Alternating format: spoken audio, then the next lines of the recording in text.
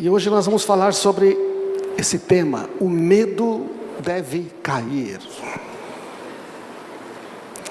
O medo deve cair. Muito bom. Se você ler o livro, ele menciona que uma mulher recentemente, não é? Deu umas notícias aí. Eu não sei se dá para melhorar aqui a coisa. Está vendo esse tigrinho? Está dando para ver? Olha que coisa bonitinha esse gatinho, gente. Não é verdade, não? Olha que coisa fofa, né? Olha, é um tigre de estimação. Olha como ele é bonitinho. Então, você sabe que às vezes, diz que essa mulher tinha um tigre de estimação, e ela estava cuidando dele, mas o tigre foi crescendo, você entendeu? E um dia teve ali um desavenço, e essa mulher resolveu dar uma bronca do tigre, achando que ele ia obedecer, e o tigre, sabe o que ele fez? Então, ele fez o que um tigre grandinho faz, né? E deu uma mordidinha nela, matou ela e pronto. Então, sabe, quando ela viu o tigre pela primeira vez, bonitinho, aí era que nem um gatinho, né? É aquela princesa, né, do Aladim, como ela chama, que tem um tigrinho de estimação? A Jasmine. Ah, tem um tigrinho, tá. E às vezes a gente deixa um problema na nossa vida que parece que a gente vai tolerando algumas coisas, e a gente vai alimentando o gigante, né? É verdade, não é? Alimentando, dando comida para ele, e às vezes a gente tem esse gigante de estimação. A gente não quer se livrar dele, mas de repente ele dá um tapa na gente. E não sei se você sabe, bom, eu estava pensando nisso, né? E curiosamente no texto do livro também tinha. Quando eu morava no interior, em Pereira Barreto, uma cidade que na sombra fazia uns 40 graus mais ou menos, na verdade. A gente morava numa chácara que era uma serraria, uma empresa de processar madeira. Tinha muita madeira e tal, e mato. Era legal, tinha horta, mas tinha muita cobra. O que tinha de cobra é um negócio terrível, não é? Mas tinha muita cobra. Lembro uma vez que eu estava voltando para casa, atravessando, e eu vi uma cobra atravessada no meio do caminho, assim. Devia ter uns 5, 6 metros. Eu falei: mãe, tem uma cobra. Que cobra? Não, fala para o seu pai. E aí eu fui, corri, desviei, falei para meu pai, não queria ver. Ninguém acreditava que tinha uma cobra. Não sei porque eu vivia vendo cobra, né? Eu e meu irmão gostávamos de caçar cobras, andar para lá, ver a cobra. E depois ninguém dava atenção, e o meu pai ficou irritado, voltou, não tem cobra nenhuma. Quando ele parou no meio do caminho, viu aquele negócio, falou: isso. O negócio era feio, gente. Aí veio um outro cara que tinha lá uma arma, um calibre 22, atirou na cobra, bateu, destruiu a cobra. Nunca esqueci esse episódio. E você sabe que a cobra mesmo morta, você tem que esmagar a cabeça dela, né? Cortar a cabeça dela, enterrar a cabeça dela. Porque se você pisar numa cabeça de cobra morta, sabe o que pode acontecer? Morrer, porque lá o veneno está ali. Então, tem gigantes que estão mortos, mas ainda são mortais. Às vezes e o nosso inimigo, o diabo, ele é assim. Ele foi derrotado por Cristo, mas ele é mortal porque ele tem um poder residual do engano e da mentira. Ele não tem poder de verdade. Você tem que dar poder para ele. Você tem que dar autorização para ele entrar na sua vida. Você tem que dar espaço para ele. Você tem que permitir que ele entre. Ele tem o poder de engano, da mentira. Então, sabe, assim como uma cobra, não é? E não sei se você sabe, você corta a cabeça da cobra, o corpo fica mexendo, não é verdade? Não, fica mexendo. Eu sei porque matava a cobra e a cobra ficava lá, assim, enrolava na madeira, falou: mano, não está sem a cabeça. E eu vi isso lá. Porque é isso que acontece. O inimigo quer que você pense que ele ainda está vivo. Por isso Tiago fala assim: tem uma coisa que você tem que saber quando fala com o inimigo, você tem que resistir ao inimigo. Deus se opõe aos orgulhosos, mas concede graça aos humildes. Portanto, geralmente a gente lê só do portanto em diante, né? Mas o portanto é uma conclusão do texto anterior. Deus se opõe aos orgulhosos, mas concede graça aos humildes. Portanto, submetam-se a Deus. Resistam ao diabo e ele fugirá de vocês. Antes de resistir ao diabo, você precisa submeter a Deus. Para submeter a Deus, tem que ser humilde, não pode ser orgulhoso. Do tipo, não, isso aqui eu dou conta. Não, isso aqui é cobrinha. Tem umas cobrinhas pequenininhas assim, que a mordida dela mata em 30 segundos, né? Lembra aquela que mordeu a mão de Paulo e outras? Então, gente, Deus está dizendo, ei, tem certas coisas na sua vida que você tem que apenas resistir. Eu é que estou lutando por você. Eu é que já venci por você. Amém, irmãos? Então, submetam-se a Deus. Resistam. E Ele fugirá. A Bíblia manda dizer uma coisa: se você resistir, Ele foge. Mas se você não resistir, se você ficar dando ouvidos, do tipo, é mesmo? Será? Porque o diabo não vem com um chifrão. Ele vem vestido bonito, vem te fazendo elogios. E lá no meio das coisas boas que ele está falando, ele põe uma duvidazinha no seu coração. Mas que pena que você não conseguiu ainda, né? Ah, mas isso não tem problema. Todo mundo. Não sabe? O Senhor está dizendo, mantenha a sua posição. Há duas verdades que Gustavo falou semana passada, na primeira mensagem deste série. Primeiro, que Davi é Jesus. A gente às vezes pensa que nós somos Jesus, mas na verdade quem é Davi na história? Ele é Jesus. Davi é um tipo de Cristo. É Jesus que vence os gigantes e não nós. Amém, irmãos? Todo mundo concorda. Mas a gente costuma fazer assim: Senhor, obrigado, Senhor me salvou, perdoa. Agora deixa comigo que eu vou resolver esse negócio aqui que eu dou conta. E não dá conta, não. Não se trata de se esforçar mais, mas de confiar mais no amor do Pai. Percebe, gente? Se tem algum gigante na sua vida que você ainda está sofrendo os efeitos, está te atormentando, você se empenhar mais, que neste ano, vou me empenhar mais, eu vou lutar mais, e eu vou vencer mais. Não, você tem que confiar mais, entregar mais, adorar mais, amém? Porque a gente não vence esses gigantes, a gente vence outras coisas, mas esses gigantes não.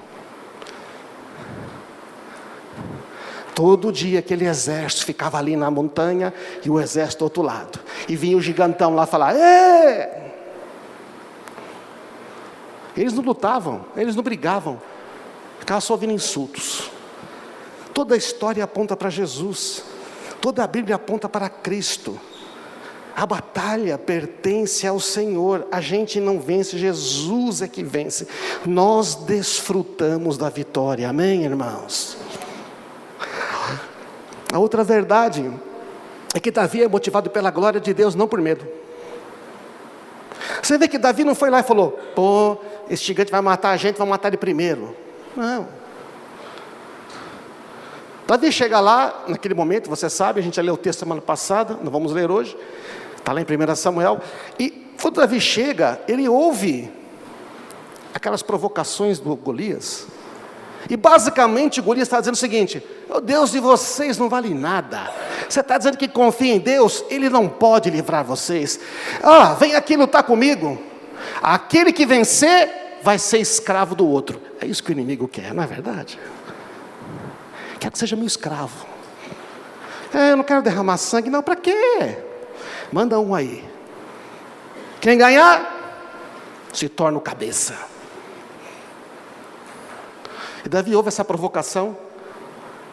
Golias fala contra Deus que ele não tinha poder para salvar os filhos dele. Quando você enfrenta um gigante na sua vida, basicamente ele está dizendo para você, o seu Deus que você acredita não pode te livrar, não pode te curar, não pode te salvar, não pode prover, não pode. O gigante não quer que você manifeste a glória de Deus que você tem como filho. O gigante quer que você seja um fracassado filho de Deus, certo? Para que um outro filho de Deus olhe e fale, aquele ser cristão? Ah não, você não quer.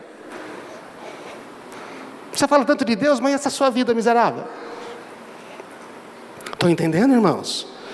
Mas Davi está na batalha dizendo, peraí, você falou contra Deus. Golias é maior que Davi, mas Deus é maior que Golias, amém? E Davi resolve ir, você sabe. Ele usou o que ele tinha. Deus tinha falado com ele antes. Ele falou assim, o Senhor me livrou de urso e leão, só vai me livrar também. Eu estou indo contra você no nome do Todo-Poderoso, Deus vivo. Eu não estou indo na minha força, entende? Quem fez isso foi Jesus. Jesus vence o diabo de uma maneira que ninguém esperava, morrendo na cruz e ressuscitando. Por isso que o diabo falou, desta cruz para que creiamos em você. Mas a derrota do inimigo foi Cristo morrer e ressuscitar, amém, irmãos? E nos dar a vida eterna. Então, o medo deve cair. Davi não tem medo do gigante, ele vai porque ele crê. Ele já entra na batalha sabendo o que Deus deseja. Deixa eu dizer uma coisa para você. Você que está numa batalha, você sabe o que Deus deseja? Você percebe a diferença de você estar numa batalha sabendo o que Deus quer e você estar numa batalha só com aquilo que você quer? Quando você está numa batalha sabendo o que Deus quer, você entra na batalha e pode chover canivete aberto, 1000 cairão à sua direita, 10.000 à sua esquerda, mas você não será atingido, você tem certeza que Ele está com você, amém? É assim que eu luto minhas guerras, como? Na certeza de que Ele é meu escudo, Ele é a minha proteção, Ele é minha força, Ele é meu ato refúgio. Salmo 18. Então, mas quantos de nós entramos numa batalha, lutamos nela, e a gente está ali, quase que está nas últimas. É que nem, por exemplo, segurar esse celular aqui. Todos nós temos um, aí você segura ele aqui. Tranquilo, né? Vamos supor que eu fique segurando o celular aqui enquanto falo. Quanto tempo será que eu vou aguentar? Não pesa nada. Se fosse aqueles primeiros, lembra dos primeiros? Não. Aqueles Motorola de 1 quilo, quem teve daquele lá? Aqueles tijolos que você colocava na cintura e andava torto, né? Não é verdade? Não? Você queria... Tinha até um comercial que o cara amarrava uma corda e se jogava na ponte, né? Então, mas por mais que pareça leve, daqui a pouco eu vou começar a sentir cãibra. É verdade, não é? A gente às vezes quer vencer gigante assim. A gente pensa que não é nada. Então, tem um detalhe na questão do medo. O gigante do medo, ele atua de uma maneira interessante. Ele não quer destruir você.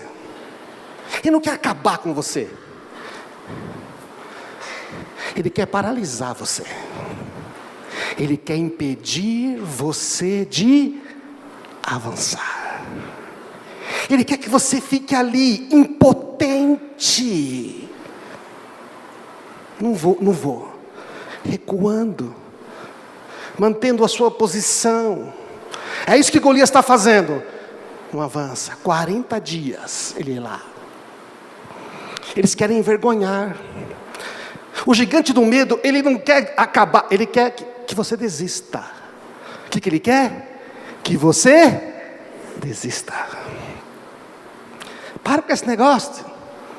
Para de insistir nesse casamento. Para de insistir com esse ministério. Para de insistir com esse... Não sei. Você sabe que é de Deus.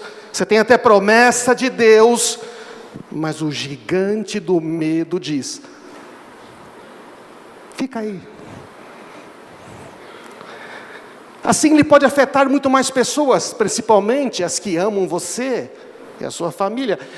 Deus paralisa uma mãe e os filhos ficam afetados. Deus paralisa, um gigante paralisa uma mãe, um gigante paralisa um pai, o medo paralisa, toda a família é afetada. O gigante do medo paralisa o empresário, ele tem muito uma empresa grande, tudo aquilo ali sofre. O cara diz daquela empresa, ela podia prosperar. Paralisa Alguém que queria abrir uma célula, paralisa. Muitas pessoas deixam de ser salvas porque não teve aquela célula naquela casa. O medo diminui a glória de Deus em nosso viver. A gente foi chamado para refletir a glória de Deus, mas o medo diminui. E as pessoas vão olhar e vão dizer: eu queria tanto ter um modelo de alguém que é corajoso, que não desiste. O medo às vezes parece outra coisa: ansiedade, preocupação, nervosismo, tensão, doenças. Olha esse texto, 1 Samuel 17:11. Golias vai lá e fala aquele monte de impropérios, provocações. Quando Saul e os israelitas ouviram isso, quando eles o quê? Não fala que viu o tamanho do gigante. Tudo bem que o cara é um gigante, mas ele é um. Ele é um. Podia dar uma emboscada, não sei. Mas quando eles ouviram o que ele falava, ficaram aterrorizados e muito abalados, ficaram com medo.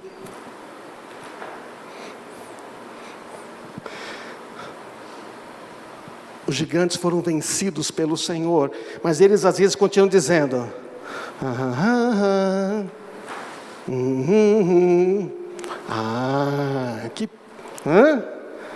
ficam ali falando.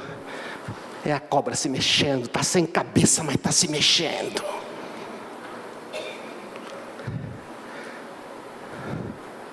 Eles ficaram com medo. O gigante está falando que Deus não pode salvar. Eles falaram: e se Deus não salvar a gente? Ei, cadê a confiança no Deus Todo-Poderoso? Saul está com medo de que Deus não vá lutar por ele. Mas um garotinho adolescente chega lá e fala: Deus vai lutar por mim sim, não preciso de armadura, não preciso de lança, eu vou com a pedra mesmo, mas eu vou no nome do Senhor, amém? O Louis Giglio fala no livro sobre 3 origens de medo, que é uma coisa interessante. Por que nós sentimos medo? Primeira coisa pode ser por condicionamento. Ele diz: você cresceu num ambiente onde tinha muito medo, muita preocupação. Tudo falava assim: cuidado menino, não vai lá senão você queima, não pega senão você vai, senão você vai cair, não você vai tombar, não você vai ser atropelado, você vai morrer. Quem viveu um ambiente assim, de extrema coisa? A minha mãe era assim.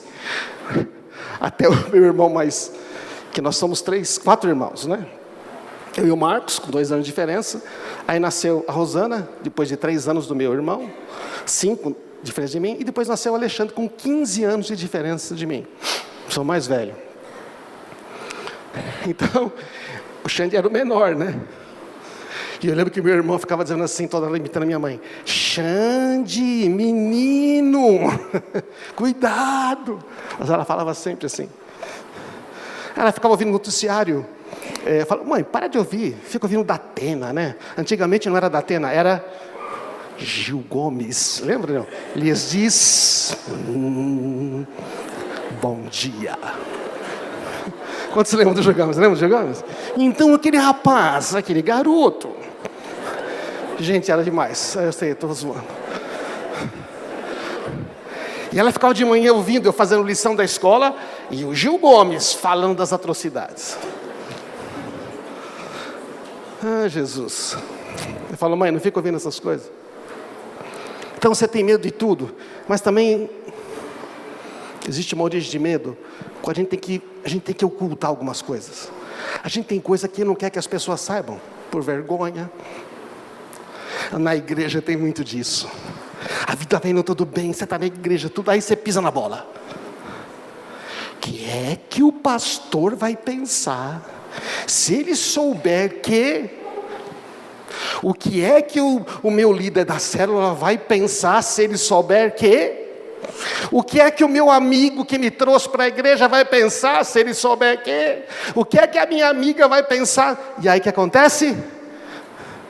O gigante no medo fala: deixa para lá, você vem sozinho. Isso é bobeira. A reputação. O capeta vem e fala assim: deixa isso quieto. precisa falar nada não. Só que a Bíblia diz, se andarmos na luz como Ele está na luz, temos comunhão uns com os outros, e o sangue de Jesus Cristo, seu Filho, nos purifica, tira a culpa da consciência de todo pecado. Mas inverte o versículo. Se não andarmos na luz, como Ele está na luz, não temos o quê? Comunhão. E o sangue de Jesus, seu Filho, não purifica a nossa consciência da culpa, das marcas da consciência de pecado. Então, quanto mais coisa a gente vai escondendo e vai mantendo, menos comunhão temos com as pessoas do corpo de Cristo. E vamos nos afastando, vamos nos afastando. Quando bastaria dizer assim, por favor, Reginaldo, ora por mim, cara, eu pisei na bola. Eu sabia que não devia fazer, mas eu fiz. Quando você traz a luz, acaba o poder das trevas, amém? O que as pessoas vão pensar? A terceira origem do medo, ele diz, está no controle. Pessoas que precisam ter o controle. Elas querem saber de tudo, elas fazem tudo, as coisas têm que sair desse jeito. E quando não sai, então as pessoas se preocupam muito com o que vai acontecer. E se começa a acontecer fora daquilo que ela espera, meu Deus, começa a ter ansiedade e tudo. Pessoas que querem ter o controle. Veja, não são pessoas ruins esse tipo de pessoas, você percebe? Não, estão falando de situações. Ela acha que se tiver o controle, vai conseguir fazer melhor. Se eu puder controlar isso, vai dar certo. Então quer ter controle dos filhos, quer controlar o marido, quer controlar a mulher, quer controlar o irmão na igreja, quer controlar a atitude das outras pessoas. Algumas chegam ao ponto de querer controlar o que os políticos vão fazer, uma coisa absurda, entendeu? Acham que pode controlar. Pensam como as coisas devem ser, e quando elas não saem, meu Deus, aí sente culpado, acha que deveria ter feito diferente. As pessoas querem as coisas perfeitas, precisa dar certo, precisa ser perfeito. Eu estou falando de coisas boas, não é de coisa ruim. Estão entendendo, irmãos? Amém? Está claro aí, não? Então isso provoca medo. Por quê? Eu não sei o que vai acontecer, eu não tenho o controle. Gente, só um tem o controle. E Deus, que tem o controle de tudo, abriu mão do controle e diz, você é livre para escolher. Eu escolhi te amar. Mas eu posso fazer com que todas as coisas cooperem para o seu bem. Por quê? Ele tem o controle, amém? Se aquele que tem o controle não quer te controlar, por que nós queremos controlar? Então, alguém vai dizer, não tem medo de nada. Desculpa aí, pastor, não é o meu caso, essa mensagem não se aplica para mim. Vou voltar em março. Fevereiro, quando a série acabar. Vamos ser verdadeiro conosco mesmo? Diz que na Bíblia tem 366 vezes não temas, em algumas traduções. Você acha que a Bíblia iria dizer, não temas, não tenha medo, uma vez por dia, se por acaso não fosse alguma coisa que afeta nós, meros mortais?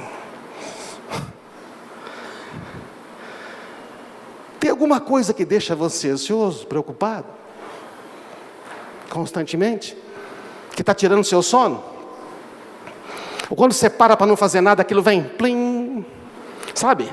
Memória automática. Está na fila do caixa eletrônico, fazer nada, vem. Está tomando banho, vem.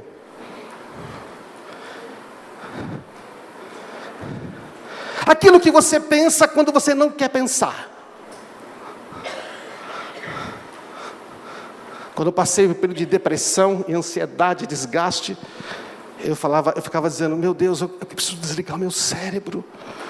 Eu precisava de um botão de pause. Sabe um botão de pause? Um botão de pause. Sabe o que eu queria? Outro dia eu falei, Senhor, sabe o que eu queria hoje? Um botão de pause bem grande assim. Que eu apertasse e tudo parava e eu ficava quieto. Isso é sintoma de burnout, como é que se chama? esgotamento físico-mental. A mulher falou, você é cristão, tudo, mas vamos procurar um médico. Você ultrapassou os limites e o seu corpo está dizendo, chega, não aguento mais. Então, às vezes, tem que procurar médico. Ele vai dar um remédio para você dormir. Outros preferem beber para ver se dorme, mas beber não faz você dormir. Faz você cair no sono, mas a sua mente não descansa. A quantidade de pessoas que tomam remédio para dormir atualmente aumentou muito. A mente não desliga. Estamos aqui, irmãos? Amém? Quando eu passei por esta fase na minha vida, eu tive que parar de dizer que eu não tinha medo, que não era coisa.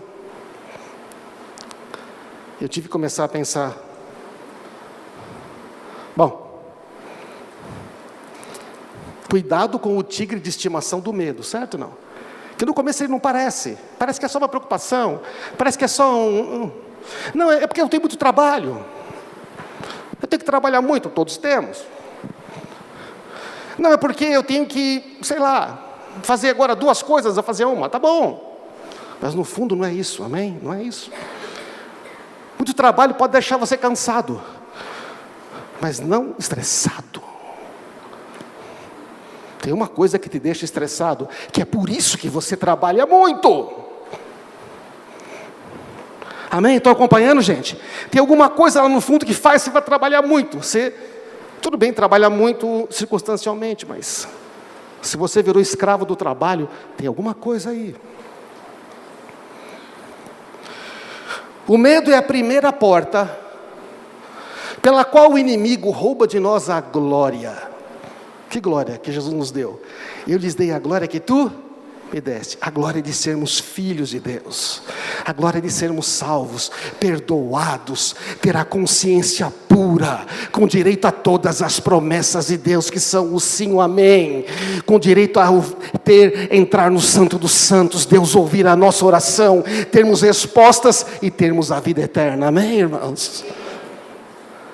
O medo rouba isso, rouba alegria. Está sempre alguma coisa faltando. O copo está pela metade, está meio vazio. Não, está meio cheio.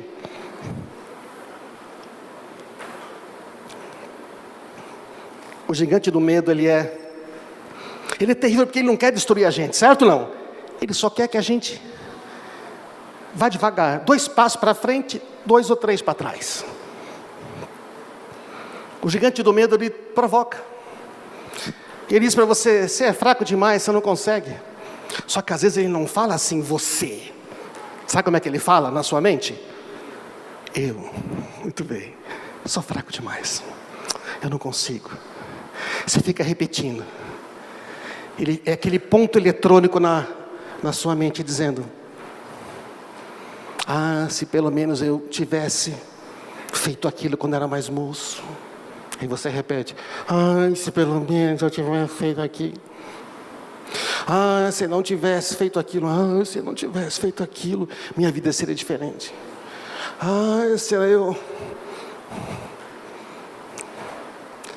Tudo está contra você, desista. Não tem chance. Eu nunca consegui vencer isso antes, porque eu vou vencer agora. Você é igual ao seu pai. Quando alguém fala para você, você é igual ao seu pai, está fazendo um elogio ou está fazendo uma crítica? Quando fala, você é igualzinho à sua mãe, o que está querendo dizer? Você é uma pessoa tão linda, com esses olhos azuis, essa beleza da sua mãe. Está dizendo, você é chata, que nem sua mãe teimosa, sei lá, o que você quiser. Você é igual ao seu irmão. Você não consegue mudar, você é assim, eu sou assim. Acredita, aceita que é melhor. Quem disse que precisa mudar? A gente começa então a diminuir os outros. Fica começando a ver os defeitos dos irmãos na igreja. Porque se eu diminuir o meu irmão, vou me sentir melhor, né? Aí fofoca, falatório. Aí você viu a fulana, falou aquilo, né? Deus tenha misericórdia, vamos orar. Estou um pouco melhor, não são tão ruins assim. encontrei alguém pior. Como é que vence o gigante do medo? Bom, eu não venço o gigante do medo. Jesus venceu o gigante do medo, amém? Se você está lutando com o gigante do medo e se esforçando para vencer, você vai descobrir que não dá. Eu demorei para falar que eu tinha medo. Até que um dia eu estava tenso, irritado. Minha mulher já não aguentava mais.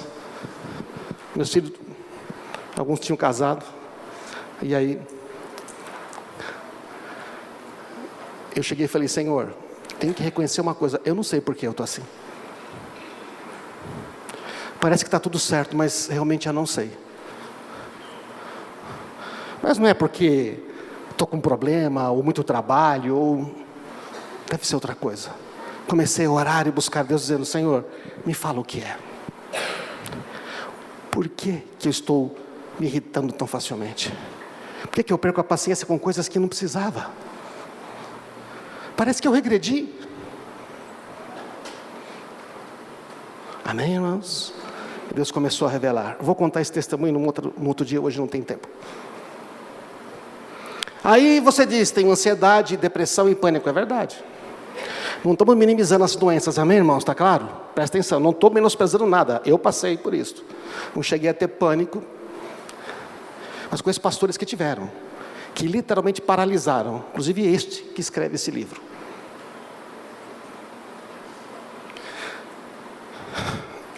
Eles não são o problema. Eles são os sintomas. Eles são os sintomas de um gigante chamado medo.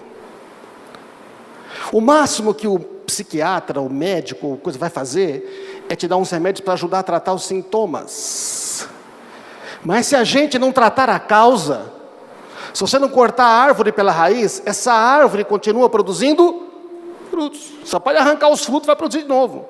Você corta as folhas, vai de novo. Então, não é que tem que tratar. Veja, não somos contra tratamentos médicos, amém, irmãos? Presta atenção nisto. Só que não basta. E a própria pessoa, se for uma pessoa séria, por que tem que ser um psiquiatra? Porque o psiquiatra é o médico da cabeça, o médico do estômago é o gastro, o médico do rim é um nefrologista, certo ou não? Aqui é o otorrinolaringologista. Puxa vida, grande essa palavra. Agora, se você tem problemas de falta de serotonina, tem que ser um psiquiatra. Então, o médico do cérebro, não é vergonha. Nossa, o pastor falou que pode ir no psiquiatra. Meu Deus, numa igreja de loucos. Gente, oh Deus, graças a Deus nós estou falando com pessoas inteligentes, amém, irmãos? Sabe qual é o grande objetivo de um psiquiatra? É não te dar remédio. É verdade ou não? Primeiro que é complicado dar remédio. É difícil acertar. Ele quer dar o mínimo possível, mas às vezes precisa. Só que sabe, nós temos que ir na origem. Este medo tem que ser identificado, ele precisa de um nome. O problema tem um nome. Às vezes tem um nome mesmo que é uma pessoa. Mas é uma situação. Sabe? O Senhor Jesus está dizendo assim: ei, deixa eu tomar a direção da sua vida. Deixa eu fazer você dormir à noite. Deixa eu mostrar para você o que tira a sua paz, para que você possa ter a paz. Amém? A pior coisa nesse negócio de medo, de depressão, é a negação. Não tenho, está tudo bem, eu sou cristão, sou mais que vencedor. Lá, lá, lá, lá, lá, lá. Sabe que ele é o Pinóquio? Lá, lá, lá, lá, e o nariz vai crescendo, né? Abraão reconheceu, não tem jeito, 100 anos, 90, estéril, acabou. Reconheceu que não podia, e disse: mas eu tenho uma promessa de Deus, e glorificou a Deus, porque ele tinha fé que Deus era poderoso para cumprir. Ele toma essa atitude, reconhece que era incapaz, mas que Deus era poderoso para fazer, e Deus fez. Agora, lá no meio do caminho, que Deus falou que ele ia ter um filho, você imagina, Abraão falou, Deus falou que você é pai de multidões. Abraão contando para os amigos, né? Ele foi enriquecendo, muita gente. E aí, Abraão, que Deus fala com você? Puxa, encontrei Deus, é tremendo. Ele falou que você é pai de multidão e tudo. E aí passam uns 15 anos e nada. Passa 10 anos e nada. Medo. E se Deus não cumprir a promessa? Aí a Sara falou, vamos fazer como todo mundo faz aí, ué? Você pega a minha serva, tem filho.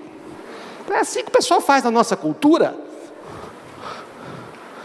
E às vezes pelo medo, a gente tenta dar um jeito. E Deus fala, ei, eu é que vou fazer, não você. Amém, irmãos? Eu já tentei dar um jeito, já tentou? Eu já tentei fazer promessa de Deus cumprir na minha vida. Dá tudo errado. Deixa Deus cumprir. Um dia Deus falou para mim, falou não, me lembrou do texto.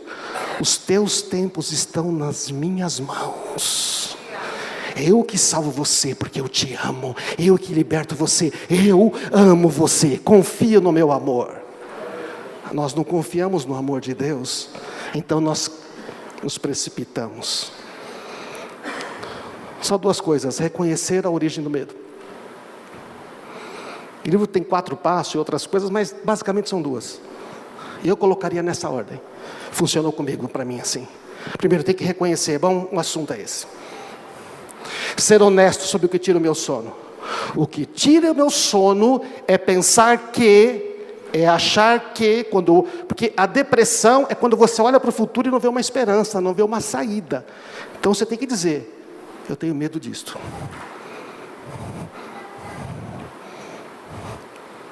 Se você sabe, tem que confessar ao Senhor e dizer, Senhor, é isto.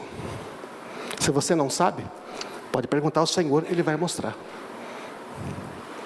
Depois você tem que falar com pessoas.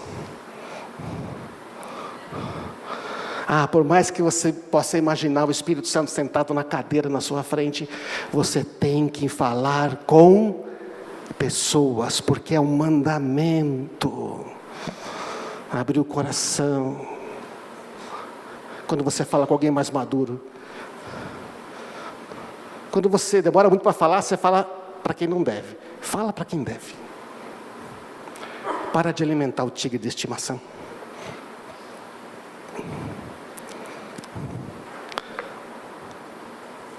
O nome pode ser assim: tenho contas que não vou conseguir pagar, tenho dívidas que eu não vou conseguir saldar, tenho que falar com aquela pessoa sobre isso, não sei como dizer, eu não queria, tenho que pedir perdão, não quero, o resultado do exame deu positivo, agora eu vou ter que fazer um tratamento que eu não quero. Estou com medo de fazer esse tratamento, essa cirurgia. Se não resolver, acho que vou ser demitido. Acho que eu não consigo entregar esse serviço, não vou cumprir a minha palavra. Minha filha está com um rapaz que eu não confio. Meu filho está doente, meu filho está se envolvendo com pessoas ruins. Não sei o que é. Acho que eu nunca vou conseguir. Tem que dar nome, Senhor, é isto. Amém, irmãos? E a segunda coisa é foco em Jesus. Pode subir a banda aqui, por favor? Foco em Jesus.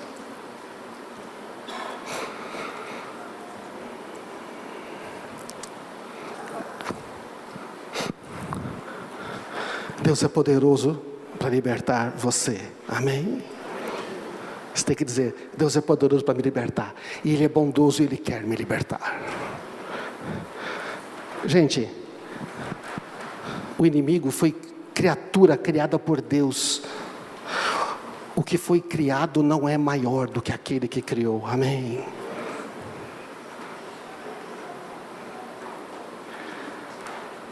Foco em Jesus. Foco no Pai. Foco no Filho. Foco no Espírito Santo. Foco no Senhor.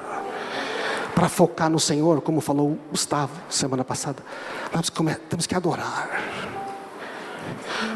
É o que Davi está fazendo no Salmo 23. O Senhor é o meu pastor, nada me faltará. Ou o significado que é, eu não preciso de mais nada, Ele é tudo que eu preciso. Ele me faz deitar em pastos verdejantes. Ele me leva para as águas de descanso e refrigera a minha alma. Ainda que eu ande pelo vale da sombra da morte, eu não tenho medo. Ele não fala mais porque ele não fala em terceira pessoa. Sabe como é que ele fala no Salmo? Porque tu estás comigo.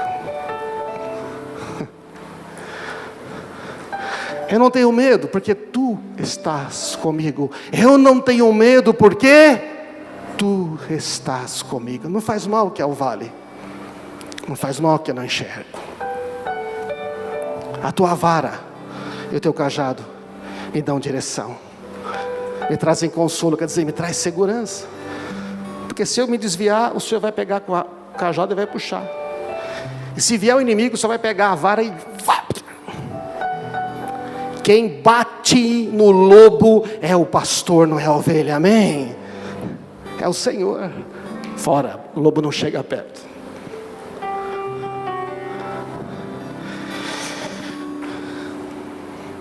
Preparas uma mesa. Aí, a mesa é o platô do monte, chama mesa. Sabia disso? É chamado de mesa. Onde tem a vegetação mais linda, onde tem as frutas mais deliciosas, onde tem muito inimigo também. E lá preparas uma mesa perante mim na presença dos meus inimigos. Eles estão ali, mas eles estão vendo que quem está me servindo é aquele que me ama, é o meu pastor. Meu cálice transborda. Quer dizer, significa que é alguém que vai derramando vinho no cálice e deixa transbordar. Naquela cultura significava: você é extremamente abençoado. Deixar derramar era um sinal de que você tem tudo, eu estou aqui, nada vai te faltar. Unge a minha cabeça com óleo, meu cálice transborda. E termina dizendo o quê? Bondade, diga bondade, e misericórdia me seguirão. Para onde eu vou, elas vão atrás de mim. Me seguirão todos os dias da minha vida.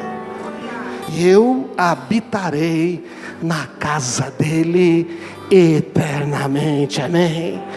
É assim que Davi vence os gigantes. É assim que o Senhor quer que a gente vença. Ele é bondoso, é confiar totalmente no amor dele. É fazer o que eu fiz agora. E o que eu fiz agora foi adoração. Declarar confiança em Deus. Um salmo tão simples. A adoração expressa confiança em Deus. A boca fala do que está cheio o coração. Fala a palavra de Deus.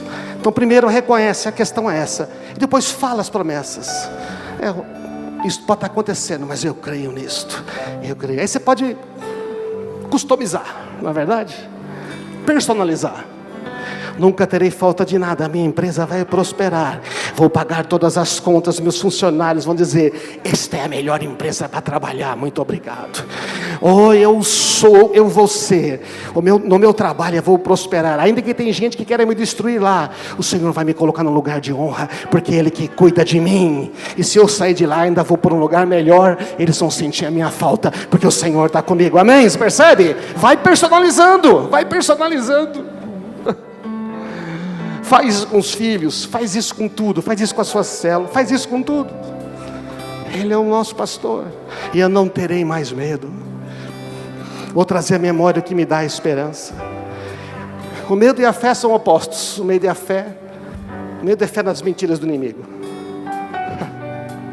Oh, irmãos, a adoração e a preocupação não conseguem ocupar o coração ao mesmo tempo, amém? Se você está adorando e louvando, não tem espaço ali para ficar a preocupação. Eles são opostos. De onde começa a fluir a adoração e gratidão, as mentiras começam a ficar expostas. A boca fala que está cheio do coração, então vamos escolher o que encheu o coração. Vamos escolher. O último texto é esse. O que lança fora o medo? É o perfeito amor, lembra? Esse amor não tem medo, pois o perfeito amor afasta o medo. Se temos medo é porque tememos castigo, punição, Isso mostra que não experimentamos plenamente o amor. E eu sempre achei nesse texto, no passado, muitos anos atrás, que eu tinha que ter esse amor perfeito. Mas o amor perfeito aqui de quem é? É de Deus. O amor de Deus por você é perfeito, sabe por quê? Ele não pede nada em troca. Perfeito no original é completo, total, íntegro, não falta nada, não tem nada que você precisa fazer para Deus te amar, Ele já te ama, amém? Você não tem que merecer, eu não tenho que merecer. Então se a gente confia nesse amor, a gente não vai ter medo. Quando você confia no amor de Deus, que Ele é o bom pastor, quando você confia nesse amor do Salmo 23, você não tem medo, e você descansa. Se você está tendo medo, é porque você ainda não está confiando nesse amor, não experimentou Ele. Fala: Pai, eu quero experimentar o Teu amor. É amor de Deus, se experimenta. Oh Jesus, Deus deu tudo de mais precioso que Ele tinha para ter um relacionamento pessoal com você. Diga isso: Deus deu tudo de mais precioso que Ele tinha para ter um relacionamento pessoal comigo, amém? Por isso que Ele não vai desistir de você, Ele não vai desistir da gente por nada, amém, irmãos? Vamos ficar de pé, vamos praticar isso já, vamos adorar a Deus. Vamos dizer para esse gigante: gigante medo, eu não vou mais lidar com você. Para de lidar com o medo, entrega ele nas mãos daquele que já venceu. Que o Senhor me ensinou quando eu comecei a ter medo, eu vou falar depois. Falou: para de lutar com isso. Você não vence, eu venço. E aí quando vinha o medo, quando vinha as pressões, eu dizia assim: não vou lutar mais. Eu lutava da minha mente, eu me desgastava, eu me acabava. Eu parei de lutar. E eu comecei a me prostrar no chão e começar a dizer, comecei a cantar, começava a citar os salmos. Outro dia Deus falou para mim: leia o Salmo 119. Irmãos, quando acabou de ler o Salmo 119, eu estava dando pulo na sala, dizendo: Ele é todo poderoso, ninguém é maior que Ele. Oh Jesus, amém. Oh, Ele é muito poderoso, Ele é muito poderoso. O amor dEle está aí, Ele é perfeito, Ele ama você.